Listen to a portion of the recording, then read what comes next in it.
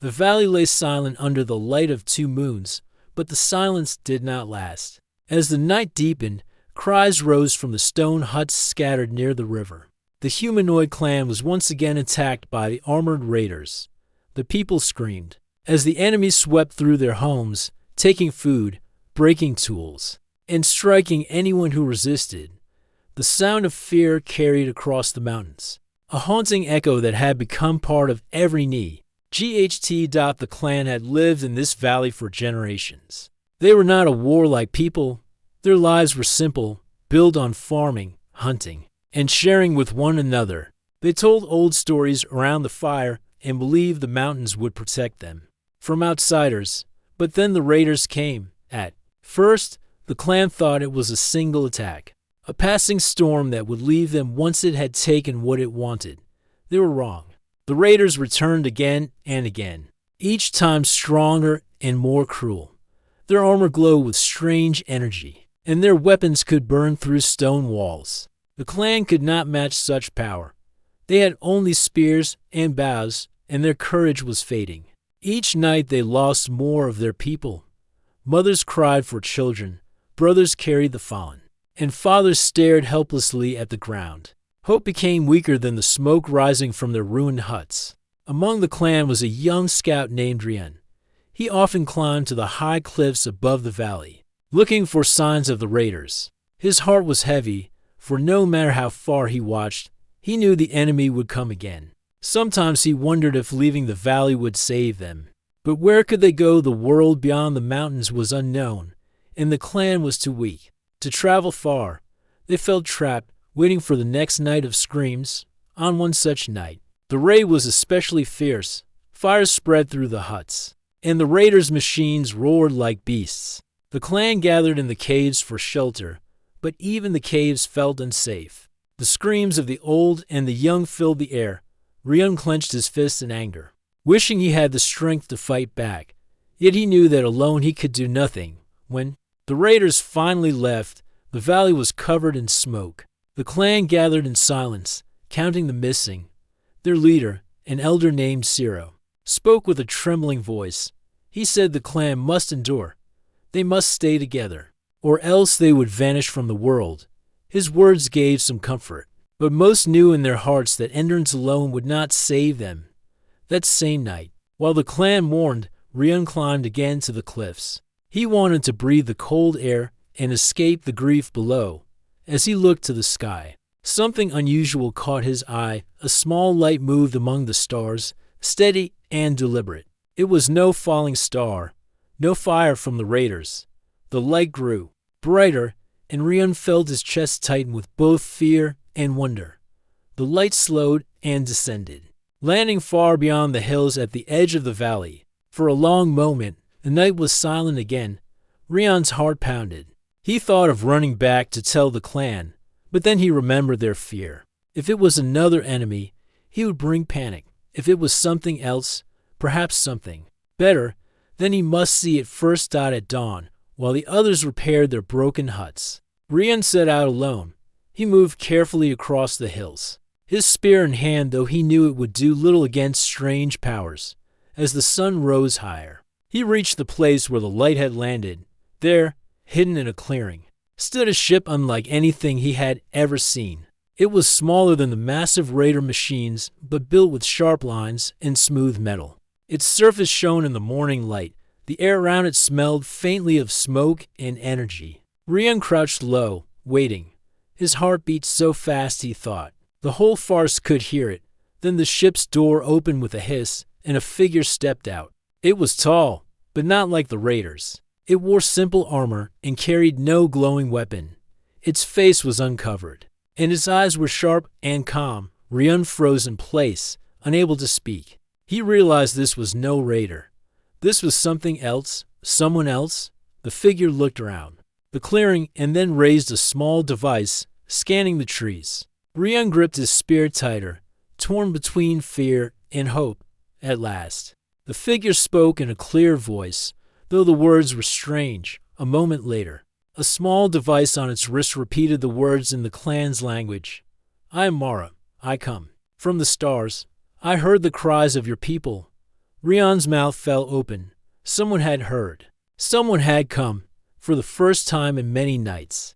The sound that rose in his chest was not fear, but a spark of hope. Rion stood frozen in the clearing, gripping his spear as the stranger named Mara stepped fully into the light. She was human. Though Rion did not know that word yet, her armor was simple but strong, marked with the symbol of her patrol fleet. Her hair was tied back, and her eyes carried both calm and fire. She looked at Rion as if she had expected him. "I will not harm you," Mara said through the small device on her wrist. Her words in her own language were sharp, but the device repeated them in the tongue of the clan. "I came because I heard your cries." Rion's spirit trembled in his hands. He had seen the raiders crush whole huts with their machines. He had seen their burning weapons, yet this new rival carried none of those things. She had only a small pack and a strange tool at her side. She seemed far too fragile to stand against the raiders, yet her voice held no fear. Gathering his courage, Rion stepped out from the brush. "You are not one of them," he said. His voice cracked with nerves. "No," Mara replied. "I'm human. I travel the border of this sector. Your pain reached us. I could not turn away." Rion lowered his spear slowly, though he did not let it go. His mind raced. The clan had prayed for deliverance, yet none had come. Could this lone woman truly change their fate? "Why are you here alone?" he asked. Mara's eyes softened. "Because sometimes one is enough. Show me your people." Rion hesitated. Bringing a stranger into the valley was dangerous, but something in Mara's tone gave him courage. He nodded. Together they moved back toward the valley. When they arrived, the clan stared in shock. Children hid behind their mothers. Warriors raised their spears in fear. Elder Ciro stepped forward, leaning on his carved staff. His voice was tired but firm. "Who's this outsider? Rion, why have you brought her here?" Rion bowed his head. "She is not a raider. She says she came because she heard us. She says her name is Mara." The elder studied Mara carefully. "Outsiders bring danger. Why should we trust you?" Mara looked into his weary eyes. "Because I have seen what your enemies do. I know their kind. I will help you fight back. But I cannot do it without you." Her words stirred the air like a spark. Some of the clan whispered with hope, while others shook their heads. The raiders were too strong. No single warrior, even from the stars, could stop them still. Ciro did not dismiss her. "If you speak truth, then prove it. Show us something the raiders fear." Mara nodded. She reached into her pack and brought out a small sphere of metal. She placed it on the ground and tapped a code into her wrist device. The sphere lifted, hovering in the air. A light beam shot upward, showing a moving image of the valley. It displayed the mountains, the caves, and even the huts with glowing detail. Gasps spread among the clan. They had never seen such a thing. Mara pointed at the display. "This is how I see. I can track where the raiders enter. I can study their patterns. Knowledge is a weapon. And if you stand with me, we can turn your cries into resistance." Rion watched the faces of his people. Fear still clung to them, but a seed of curiosity had been planted. For so long they had believed they were helpless. Now, perhaps, they could imagine another path. Later, when the sun lowered, Mara walked through the valley with Rion. She studied the broken huts, the scorched fields, and the caves where families hid. Her jaw tightened at the sight of injured children. She knelt beside them, offering a gentle smile, though she carried no magic to heal. Still, her presence brought comfort, for she did not look away from their pain. As night drew near, Rion guided her to the cliffs above. From there, they could see the dark horizon where the raiders always came. Mara's eyes scanned the land, sharp and calculating. "They strike at the same time each night," she said. "They take food, metal, and captives, but they are careless. They think you are too weak to fight. That will be their mistake." Rion frowned. "We have only spears and bows. What can we do against armor and fire weapons?" Mara looked at him. "You know the land. You know the caves, the rivers, the cliffs. That is your weapon. I will teach you how to use it. You are not as weak as you think." Her confidence unsettled him. Yet it also lit something inside his chest. For the first time, someone had spoken of the clan not as prey but as fighters. When they returned to the huts, Mara gathered the people. Her voice carried through the night. The raiders believe your screams mean you are broken. They do not see the strength that lies beneath. If you trust me, I will show you how to turn fear into fire. Stand with me, and we will make them remember this valley not as a place of prey, but as a place of warriors. The clan murmured among themselves. Some still doubted, but others felt a rising flame. Rian stood taller, his spear no longer shaking. Elder Cyril looked at Mara for a long moment, then gave a single nod. You have one chance, human. If you truly wish to stand with us, then tomorrow we begin. And so, under the twin moons, the first fragile bond was made. The screams of the clan were still fresh in the air, but now they were joined by something new. Hope had entered the valley, carried by a single human who dared to stand on the edge. The morning after Mara's promise, the valley was filled with tension. The clan had gathered near the riverbank, their eyes fixed on the human who stood among them. Some watched with hope, others with doubt, but all waited to see what she would do. Elder Cyril had given her this chance, yet even he did not know if it would be enough. Mara stood tall and calm. She raised her hand and spoke with a steady voice. Your weapons are simple, but your land is strong. The mountains, the caves, the river, the forest, these are your allies. If we use them wisely, the raiders will no longer walk freely through your home. She then pointed to the spears and bows the clan carried. These will not pierce armor, but they can be made sharper. They can be coated with fire from your oil pots. They can strike from above instead of face to face. I will teach you, the clan murmured. Many had never thought of their tools as more than hunters' weapons, yet Mara spoke with certainty. She moved quickly, walking to the forest edge. She knelt beside a heavy log and tapped its base with her hand. This log, set on the cliff, can crush even a machine if it rolls with the force of the mountain. Rian stepped forward. But the raiders are strong. Even if we trap them, they will return. Mara looked at him. They will return, yes. But if you make them fear this valley, they will think twice. If they lose too much, they may never return at all. Fear is a weapon too, just like courage. The words lit something inside Rian. He remembered the helpless cries of his people, the smoke rising night after night. For the first time, he imagined the raiders screaming instead. He tightened his grip on his spear. The training began that same day. Mara divided the clan into small groups. She taught the hunters to move silently in the forest, setting traps. With branches, rocks, and ropes, she showed the children how to carry messages quickly across the valley, turning their speed into strength. She taught the elders to build alarms with hollow horns that would echo through the mountains. When danger came, the people were clumsy at first. A trap rope snapped, dropping a log too early. A horn fell silent when a child tripped. Yet Mara never raised her voice. She corrected gently, with patience and firmness. Do it again, she would say. Every mistake now will save a life later. As the sun set, the clan gathered to rest. They were sore, tired, and uncertain. But something new burned in their eyes. They had not spent the day weeping over losses. They had spent it preparing for tomorrow. That night, round the fire, Mara sat with Elder Cyril and Rian. The elder studied her carefully. You are not like the raiders. You do not demand, you teach. Why? Mara stared into the flames. Because I have seen too many people broken by fear. Fear makes chains stronger than any iron. Your clan has lived in fear for too long. I will not fight your battle for you. I will fight it with you. That is the only way you will survive. The elder nodded slowly, though his eyes remained heavy with worry. Rian, however, felt his chest swell with pride. Mara's words were simple, but they struck like arrows. In the days that followed, the valley changed. The sound of hammers echoed as stronger spears were made. The hunters practiced striking targets from the cliffs. Children ran through the paths, carrying stones as if they were messages, learning speed and accuracy. Even the elders, who once only told stories, now wove nets and sharpened tools.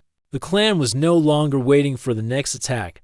They were preparing for it. Mara worked among them without rest. She carried logs, dug pits, and climbed cliffs with them. She did not act as a commander above them, but as one of them. The people began to trust her, not only for her strange knowledge, but because she shared their struggle. One evening, as Rion walked with her near the river, he asked, "Do you truly believe we can defeat the raiders?" Mara did not answer at once. She looked at the flowing water, calm but strong. "I believe strength is not only in weapons. It is in unity. If you stand as one, if you use the land as your shield, you can do more than survive. You can win." Rion felt a fire in his chest again. He looked at his valley with new eyes. The cliffs were no longer just stone.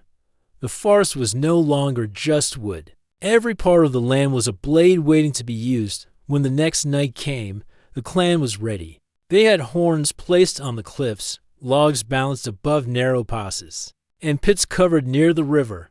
They hid in silence, waiting for the glow of the raiders' machines. Their hearts beat fast. Fear still present, but this time there was also courage. Rion crouched behind a rock, his spear tight in his hand. Beside him, Mara watched the horizon. The faint red lights of the raiders appeared in the distance. She placed her hand on Rion's shoulder and whispered, "Tonight, the screams will not be yours. Tonight, the raiders will learn what it means to face a clan that refuses to break." The horns echoed across the valley as the raiders entered. But the sound was different now. It was not the cry of prey. It was the call of hunters. The night was heavy with silence. The twin moons cast their pale light across the valley, touching the cliffs and the huts with a faint glow. The clan crouched in hiding, their breaths shallow, their bodies tense. For the first time, they were not huddled together in caves waiting to be taken. They were waiting to strike. From the horizon, the familiar glow of red lights appeared. The raiders were coming again, their machines roaring like beasts of metal. Dust rose in their path as they moved closer, certain that this night would end like all others with screams and fire. But this night was different. Mara stood with the clan, hidden behind the rocks on the cliffside. Her eyes were sharp, following every step of the raiders. She held a small device to signal when the traps should be released. Rion crouched beside her, his heart beating like a drum. His hands gripped his spear so tightly that his knuckles turned white. But this time, his fear was mixed with something new. Anticipation. The raiders entered the valley, their armored feet crushing the earth. They laughed in their harsh voices, thinking the clan had fled again. They split into groups, heading toward the huts and the fields. That was when Mara raised her hand. A deep sound tore through the night as the horns on the cliffs blew. The valley echoed with the cry, not of despair, but of warning and strength. The raiders turned in confusion. Then the first trap fell. From above, a massive log rolled down the slope. It smashed into the front line of raiders, knocking them off their feet. Their machines staggered. Unable to move in the narrow pass, panic spread among them. Before they could recover, rocks tumbled from the cliffs, triggered by ropes hidden in the shadows. Dust filled the air as the raiders shouted in alarm. The clan did not wait. Hunters leapt from the trees, loosing arrows tipped with fire. The shafts struck the raiders' packs and weapons, forcing them to stumble. Children raced through the paths, blowing horns to signal where the enemy moved. The valley, once a place of helpless cries, now roared with defiance. Rion charged from his hiding place, his spear raised. He struck a raider who had fallen to the ground, driving the weapon into the weak joints of its armor. The raider howled and collapsed. Rion's chest burned with shock and triumph. For the first time, he had struck back. Mara fought beside him. She moved with speed and precision, striking with her small weapon that sent bursts of energy. Each shot forced the raiders back, breaking their formation. She shouted orders to the clan, her voice clear above the chaos. "Hold the cliffs. Push them toward the river. Do not let them scatter." The clan obeyed. They pressed the raiders, driving them where the traps were strongest. Nets woven by the elders dropped from the trees, tangling their arms. Fires burned in the fields, forcing them into narrow paths where more logs and stones waited. Step by step, the raiders realized they were not hunters tonight. They were prey still. The battle was not easy. Some raiders broke through the traps, their glowing blades cutting down warriors. A hut caught fire, and screams rose again. But these screams were not of surrender. They were of rage and resistance. The clan fought harder. Their fear replaced by fury, Elder Ciro himself stood at the front, striking with his staff. His old arms shook, but his voice rang loud. For the clan, for the valley, stand together. His cry carried strength to all who heard it. The battle raged until the raiders, overwhelmed and scattered, began to retreat. Their machines roared as they pulled back toward the hills. Carrying their wounded, the clan chased them to the edge of the valley, shouting with voices that shook the night. When the dust settled, the valley was scarred but standing. Fires still burned, and the air smelled of smoke and blood, but the people did not bow their heads. They looked at one another with wide eyes, realizing what they had done. For the first time in countless nights, the raiders had been driven away. Rian stood on the cliff, his chest heaving, his spear stained. He looked at Mara, who stood tall despite the dirt and sweat on her face. She gave him a single nod, her eyes fierce with pride. "You see," she said, her voice low but strong, "you are not weak. You are fighters." The clan gathered, their voices rising not in mourning but in victory. Children cheered, hunters shouted, and even the elders smiled through their tears. The valley, once filled with screams of fear, now echoed with cries of triumph. But Mara's face did not soften fully. She looked toward the horizon where the raiders had fled. Her voice grew quiet as she spoke to Rian. "This was only the beginning. They will return, and they will come stronger. Tonight was your first stand, but the true battle is still ahead." Rian swallowed hard, but his heart no longer felt heavy. For the first time, he did not fear the raiders' return. He looked at the fires of the valley and the people standing tall beside them. They had found their strength. The screams of the clan had changed forever. The morning after the fight was quiet, but it was not the silence of fear. It was the silence of exhaustion. Smoke still curled from the broken huts, and the air smelled of ash. The ground was scarred where traps had fallen and fires had burned. The raiders had been driven away, but the valley bore heavy wounds.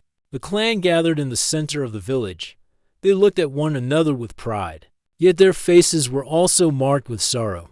For every cheer of victory, there was also the sound of weeping for those who had fallen. Families held the bodies of their loved ones, covering them with cloth. Children clung to their mothers, asking questions that no one wished to answer.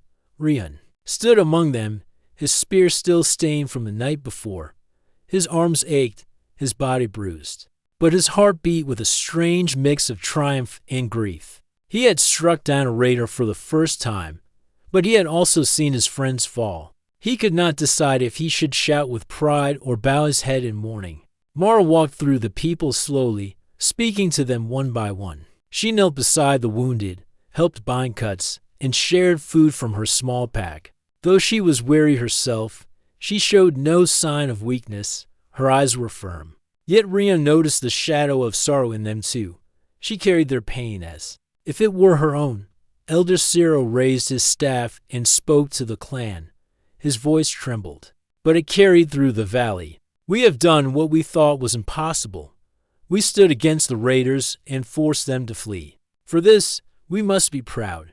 Yet we must also remember the cost. Courage always carries a price." The people bowed their heads. Some wept softly. Others clenched their fists in silence. Rian looked around and saw the truth in the elders' words. They had won, but the price of that victory weighed heavily on them later. Rian joined Mara near the river. She was washing the dirt from her armor, her face serious. He sat beside her, staring at the flowing water. "You were right," he said quietly. "We are not weak, but we are not unbroken either. We lost many last night." Mara nodded. "That is the truth of every battle. Victory never comes without loss. What matters is how you honor those who gave their lives. You do not let their sacrifice fade. You use it to push forward." Rian clenched his jaw. "Do you think the raiders will return soon?" "Yes," Mara said. Her eyes lifted toward the horizon. "They will come back with greater numbers. Last night wounded their pride. They will not forgive it. You must be ready." Her words stirred unease in Rian's chest. He wanted to believe their fight was enough to end the raids. But deep down he knew she was right. The raiders had always believed the clan to be easy prey. Now that they had been challenged, their anger would be fierce. That evening, the clan built a fire in the center of the valley. They gathered around it not to mourn, but to honor the fallen. The voices of the elders rose in song, slow and steady. Carrying across the mountains, each name was spoken, each life remembered. The children placed flowers by the fire, and the hunters raised their spears in salute. Mara stood at the edge of the gathering, watching in silence. She did not sing, for the songs were not hers, but she bowed her head in respect. When the last name was spoken, Elder Ciro turned to her. "You have given us strength. You have shown us we can fight. But tell us, Mara of the Stars, how do we face the storm that is coming?" Mara stepped forward, her eyes meeting the gaze of the entire clan. "You face it together. You keep building, keep preparing. The raiders believe you are still weak, but you are not the same people you were before. You have learned to fight. Now you must learn to endure." Her words carried through the crowd. The people listened, and though grief still rested heavy on their hearts, they felt a spark of determination. In the days that followed, the valley changed again. The clan repaired their huts and strengthened their traps. They built stronger walls around the caves and carved deeper pits near the river. The hunters trained daily, their movements faster and sharper. The children practiced running messages across the valley, turning their games into drills. Even the elders joined, weaving stronger nets and preparing horns that could carry farther. Rian trained harder than anyone. He climbed the cliffs, practiced his strikes, and learned every signal horn by sound.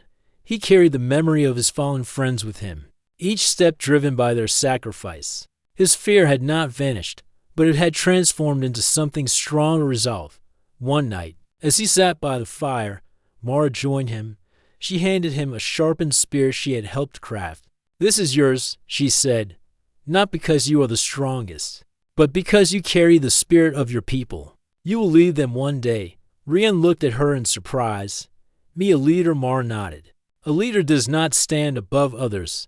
A leader stands with them. You already do that." Rian held the spear tightly, feeling its weight.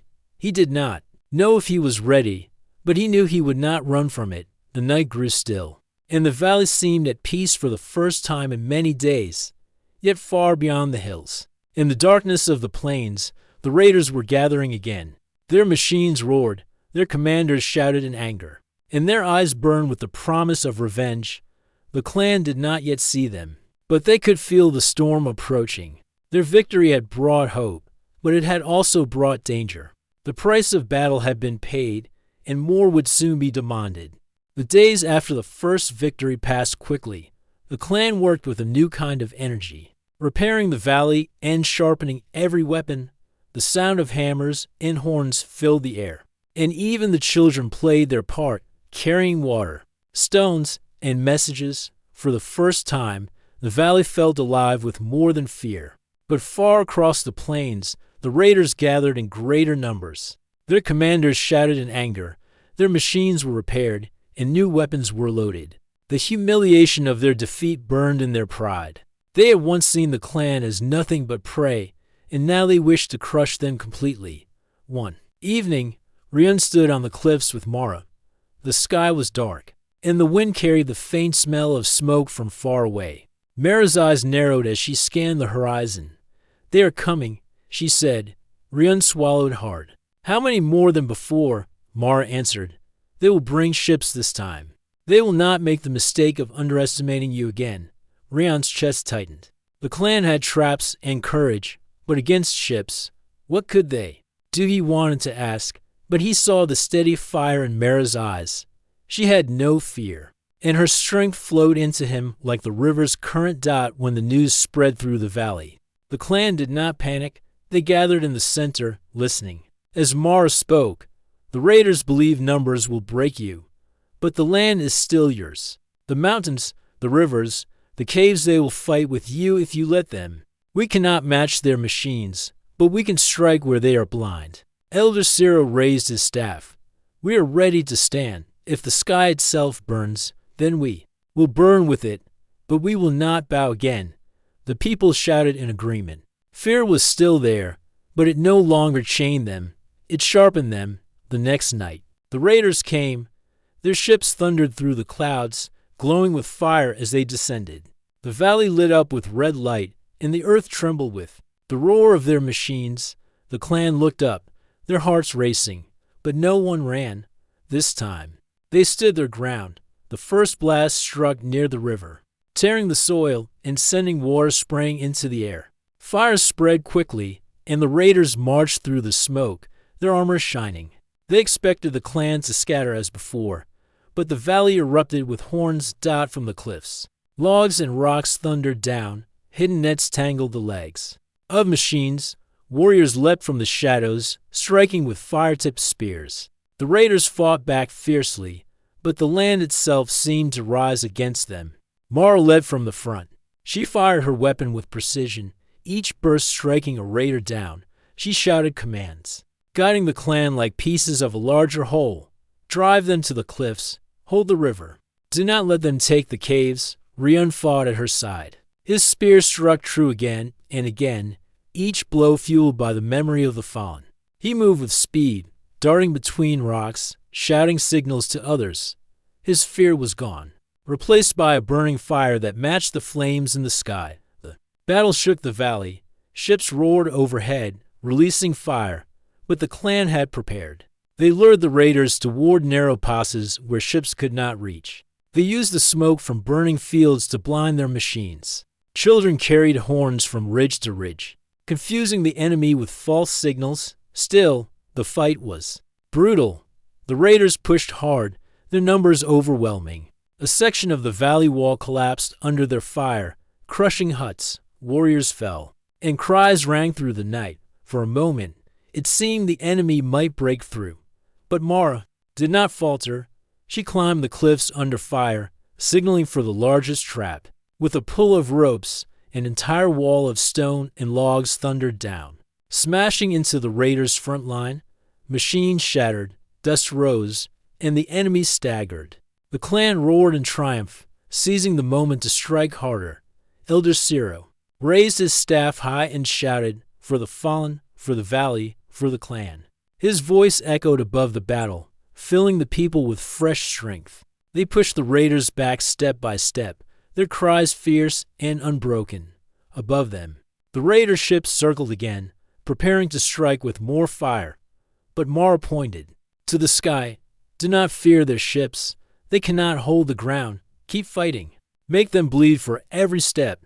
The clan obeyed. They struck with traps, with fire, with stone and steel. Every man, woman, and child played a part, turning the valley into a storm of resistance. The raiders, who had once thought this place an easy hunt, now found themselves swallowed by the land and the fury of its people.